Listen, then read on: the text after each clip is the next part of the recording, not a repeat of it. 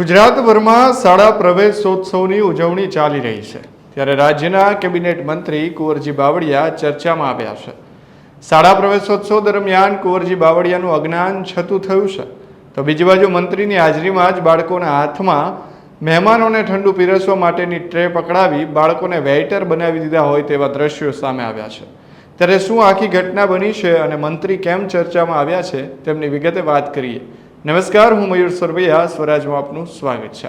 મંગળવારે રાજકોટના કુવાડવા અને બેટી ગામની સરકારી શાળામાં પ્રવેશોત્સવ માટે શ્રમ અને રોજગારના કેબિનેટ મંત્રી કુંવરજી બાવળિયા પહોંચ્યા હતા અને આ કાર્યક્રમ મંત્રી કુંવરજી બાવળિયાના અધ્યક્ષસ્થાને યોજાયો હતો।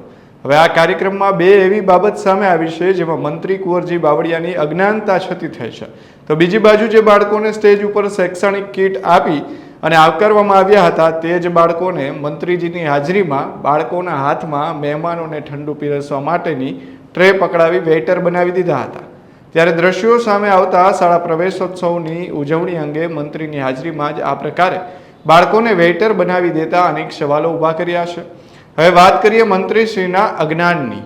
રાજકોટના સાયપર ગામની સરકારી પ્રાથમિક શાળામાં મંત્રી કુંવરજી બાવળિયા પહોંચ્યા હતા જ્યાં તેમણે એવું નિવેદન આપ્યું હતું કે ગુજરાતમાં ડ્રોપ આઉટ રેશિયો 0% છે, જ્યારે હકીકત એ છે કે આ વર્ષે શાળા પ્રવેશોત્સવનો પરિપત્ર જાહેર થયો છે તેમાં જ લખ્યું છે કે રાજ્યમાં 6.41 લાખ બાળકોએ અધવચ્ચેથી શાળા છોડી દીધી છે।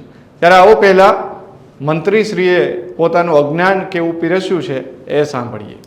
ખૂબ ગ્રામ્ય વિસ્તારમાં ખાસ કરીને જે બાળકો અધવચ્ચેથી અભ્યાસ છોડી દેતા એ ખૂબ રેગ્યુલર લગભગ 0% જેટલો ડ્રોપ આઉટ સુધી પહોંચ્યા છે।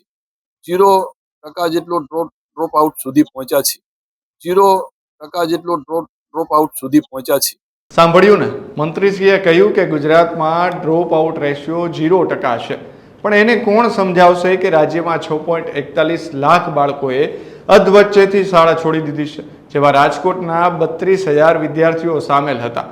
હવે આ બધા વિદ્યાર્થીઓ ફરી શાળાએ આવે તે માટે શિક્ષણ વિભાગ ઊંધા માથે લાગ્યું છે।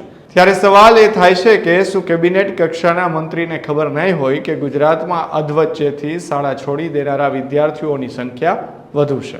રાજ્યના કેબિનેટ મંત્રી કુંવરજી બાવળિયાએ સાયપર પ્રાથમિક શાળાના પ્રવેશોત્સવ દરમિયાન જણાવ્યું હતું કે ગુજરાત રાજ્યમાં જે શાળા પ્રવેશોત્સવની શરૂઆત થઈ છે, વડાપ્રધાન નરેન્દ્ર મોદી ગુજરાતના મુખ્યમંત્રી હતા ત્યારે શાળા પ્રવેશોત્સવની શરૂઆત થઈ હતી।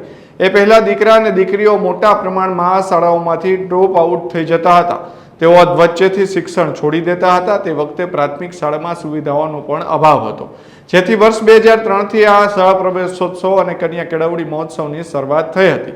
બાળકોએ અધવચ્ચેથી અભ્યાસ છોડી દેતા તેમાંથી આજે ગુજરાત 0% ડ્રોપ આઉટ રેશિયો સુધી પહોંચ્યું છે। આ કોણ કહે છે?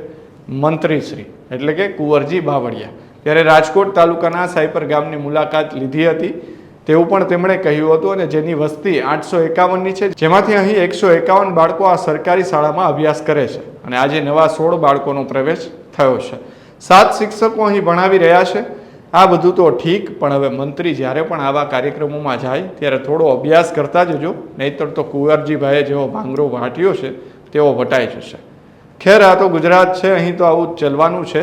ત્યારે આવા જ સમાચારો માટે તમે સ્વરાજ ચેનલને સબસ્ક્રાઇબ કરવાનું ભૂલશો નહીં। ધન્યવાદ।